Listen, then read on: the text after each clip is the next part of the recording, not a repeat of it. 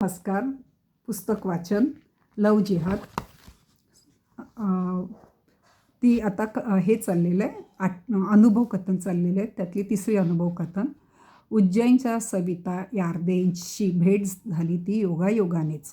आपल्या बहिणीबरोबर सविता मंदिरात आली होती. किरकोळ गप्पांनी आपली सुरुवात झाली. आपले भवितव्य तरी सुधारावे म्हणून सविता रोज इथे येते. मात्र तिचा इतिहास अतिशय भीषण आहे. अवघ्या 15-16 वर्षाची असताना गल्लीतल्याच एका मुस्लिम तरुणाने सविताला लग्नाविषयी विचारणा केली. शिक्षण अपुरे, मिळकत काहीच नाही, वयही अज्ञानी, प्रेम नाही आहे अथवा नाही याची सुस्पष्ट जाणीवही नव्हती. अशा टप्प्यावर सविताने त्या तरुणाला नकार दिला. पुढे तो तरुण अगदी चिवटपणे मागे लागला.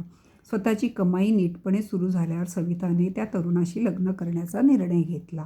आंतरधर्मीय विवाहाला सविताच्या घरून विरोध होता, परंतु त्या विरोधाला न जुमानता तिथचे बंध तोडून सविताने लग्न केले. पहिले 3-4 महिने सुखात गेल्यानंतर तो मुस्लिम युवक आपले रंग दाखवू लागला. दिवसातून कितीही वेळा शरीर सुखाची मागणी करू लागला.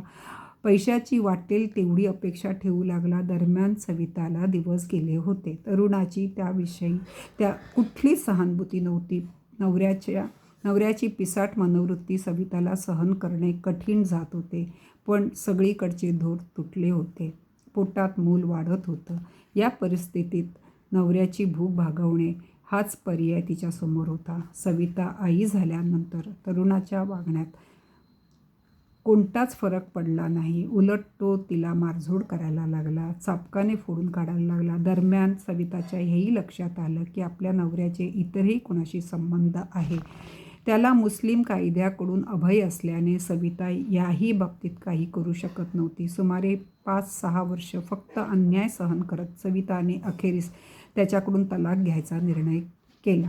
याही प्रक्रियेत तिला खूप त्रास सहन करावा लागला, परंतु आज ती मोकळी आहे. सविता सांगायला लागली, हे धाडसही मी कधी केले नसते, परंतु माझ्या मैत्रिणीने जेव्हा आत्महत्या केलेली स्वतःच्या डोळ्याने पाहिले तेव्हाच मी हा निर्णय घेतला.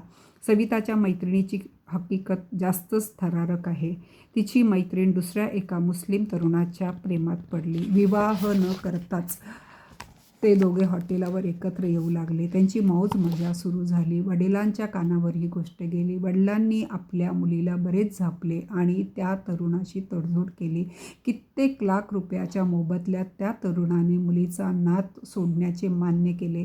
वडिलांनी पुढे योग्य वर शोधून आपल्या मुलीचे लग्न लावून दिले. फार थोडे दिवस चांगले गेले, परंतु अल्पावधीतच त्या तरुणाने ब्लॅकमेलिंग करायला सुरुवात केली. जेव्हा तो त्या विशिष्ट मुलीबरोबर शरीरसुख उपभोगत होता तेव्हा त्याने त्याचे फोटोही काढले होते व चित्रीकरणही केले होते. मुलाने मागणी करायला सुरुवात केली की जेव्हा ही मुलगी माहेरी येईल तेव्हा तिची पहिली आणि शेवटची रात्र मुलीने आपल्याबरोबर काढली पाहिजे. मुस्लिम तरुणाच्या या मागणीला नकार देण्याची हिंमतच वडील आणि मुलीमध्ये झाली नाही. मागणीला नकार दिला असता तर मुलीचा संसार उधळला गेला असता. मुलाची मागणी पूर्ण करणे हाच पर्याय मुलीसमोर दिसू लागला. मुलाचे हे पाशवी वर्तन बराच काळ चालू राहिले, परंतु मुलीला आपल्या नवऱ्याशी करत असलेली प्रतारणा सहन झाली नाही आणि तिने आत्महत्या केली. फसलेल्या मुलींचे लग्नानंतर कसे पोतेरे होते, प्रसंगी त्यांना आत्मघात करण्याची सुद्धा वेळ येते.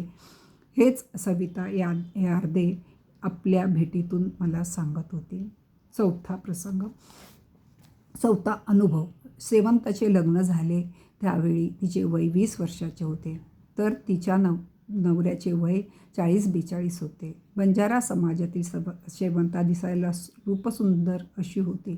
शेतावर कामाला जायची. तिथे युसुफची तिची गाठ पडली. तो तिला भाऊ झाला. शेवंता आणि तिच्या नवऱ्यातील वयातील अंतर दोघांना एकत्र आणायला जबाबदार ठरत होते. शेवंता व युसुफचे भाऊ बहिणीचे नाते 8-10 महिन्यातच संपले. ते प्रेमी युगल म्हणून घरदाराच्या नजरेत आले होते. सासरच्यांना हे प्रकरण सहन होणे शक्य नव्हते. युसुफबरोबर सर्व प्रकारचे संबंध ठेवून मौज मजा करणाऱ्या शेवंताला धडा शिकवण्याचा निर्णय सासरच्यांनी घेतला. 4-5 जणांनी तिला मारहाण केली आणि तिच्यावर बलात्कार केला. पुढे हे प्रकरण कोर्टात गेले. त्यावेळी शेवंता हॉस्पिटलमध्ये होती. त्यावेळी युसूफने तिला सर्व खर्चासाठी म्हणून 2.5 लाख रुपये भेट दिले होते. त्या बदल्यात बलात्कार करणाऱ्यांची नावे सांगताना युसूफच्या सांगण्यावरून अजूनही 4-5 जणांची नावे शेवंताने पोलिसांच्या कबुली जबाब दिले. वास्तविक पाहता 4 जणांना शेवंता तोपर्यंत ओळखतही नव्हती. परंतु युसूफवरील प्रेमाखातर आणि त्याच्या 2.5 लाखाला जागण्यासाठी शेवंताने निरपराधांची नावे लिहून दिली. परिणाम असा झाला की आरोप भयंकर असल्याने 4ही जणांना सासरच्या लोकांबरोबर जेलची हवा खावी लागली. बदनामी, यातना सोसावी लागली. 5वा अनुभव. देवासची ज्योत्स्ना फक्त 21 वर्षाची आहे. अवघ्या 2 महिन्यापूर्वी ती मुस्लिम तरुणाबरोबर पळाली. जवळ राहणाऱ्या एका मित्राच्या ओळखीतली हा मुस्लिम तरुण होता. मुलीला पळवण्यामध्ये मुलाची आई, मामा अशा अनेकांचा सहभाग होता. या मुलीची राजस्थानमध्ये विक्री करण्याचे ठरले होते. मधल्या काळात अर्थात अनेकांनी तिचा उपभोग घेतला. बातमी लागल्यावर सहानुभूतदारांनी तिला परत आणले. मुस्लिम युवकाबरोबर साथीदारांना अटक करवली. त्यांच्यावर गुन्हा दाखल केला. परंतु मी भेटले त्याच किंवा दुसऱ्या दिवशी हा युवक आणि साथीदार जामिनावर सुटणार होते. सुटल्यावर तो मुलीकडे परत येईल किंवा काही कारस्थान घडवेल या प्रकारच्या साऱ्या काळज्या सहानुभूतदारांना होत्या. पण मुलगी आणि तिची आई दोघेही जणू नुकताच आनंद सोहळा घडला आहे अशा प्रकारे वागत होत्या. चिंतेची नामोनिशाणी नव्हती. घराबाहेर पडलो त्यावेळी हे सर्व प्रकरण ज्या मध्यस्थामुळे घडले तो गलिच्छ चाळे करत एका दुकानापाशी बसला होता. या प्रकरणाचे पुढे काय झाले असेल? स्वतःची विक्री होणार हे ठाऊक होऊनही मुलीला आपला प्रियकर सुटावा असे वाटणे, त्याची ओढ वाटणे ही गोष्ट अस्वाभाविक तरी सत्य आणि धक्कादायक अशी आहे. 6वा अनुभव. सुरतची गोष्ट साधारण अशीच. इथली रेश्मा सुशिक्षित सधन वर्गातली कम्प्युटरच्या क्लासला जात होती. तेथील शिक्षकानेच मध्यस्थाची भूमिका वठवली. तिनेच एका मुस्लिमाबरोबर रेश्माची ओळख वाढवली.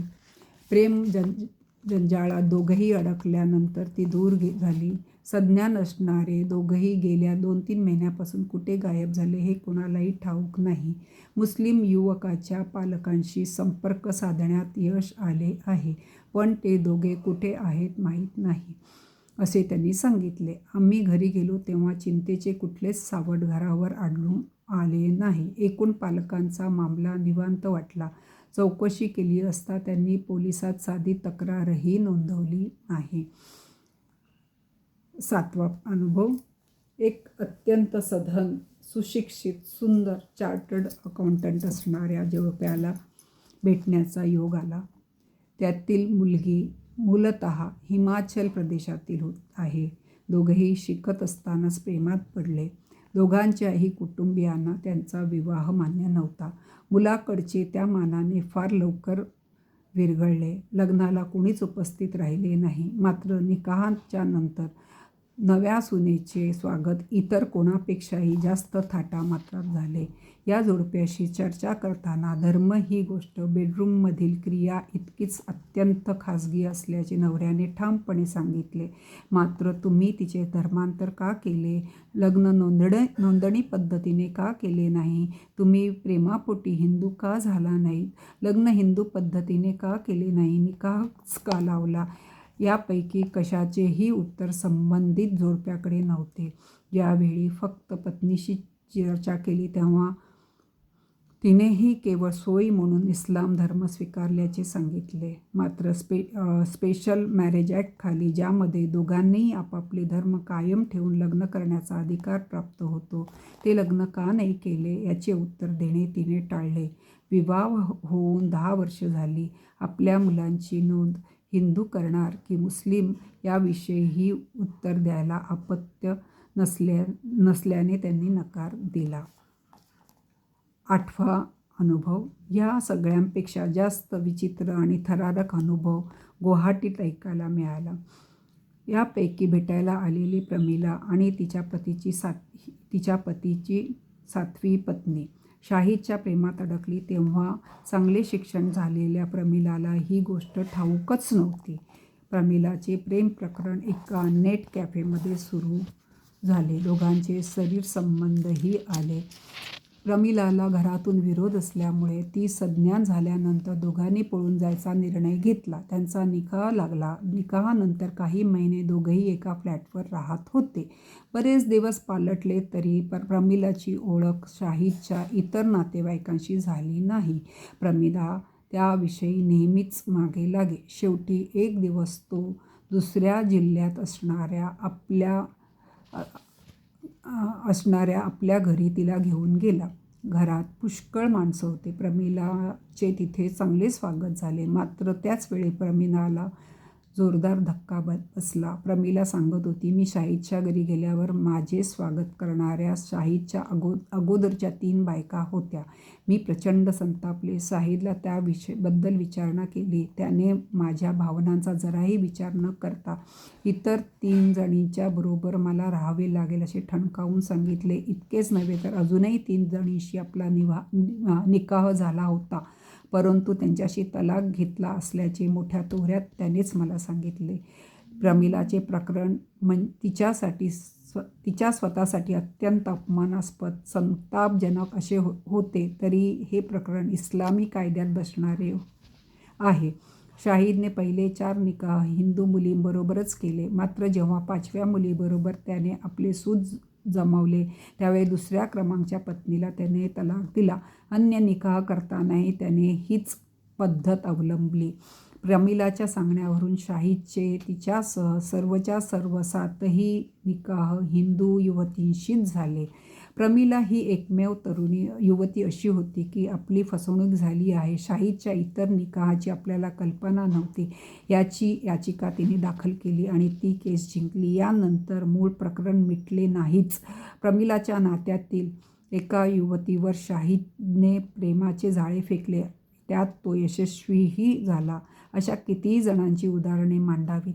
मी भेटलेल्या प्रत्येकाची कथा अत्यंत स्वतंत्र आहे, थरारक आहे, विस्मयक आहे, कोड्यात टाकणारी आहे, संतापजनक तर आहेच आहे. प्रत्येक उदाहरणात कथा, कादंबरी, चित्रपट इत्यादी अभिव्यक्तीसाठी आवश्यक तेवढा विलक्षण दमदारपणा आहे.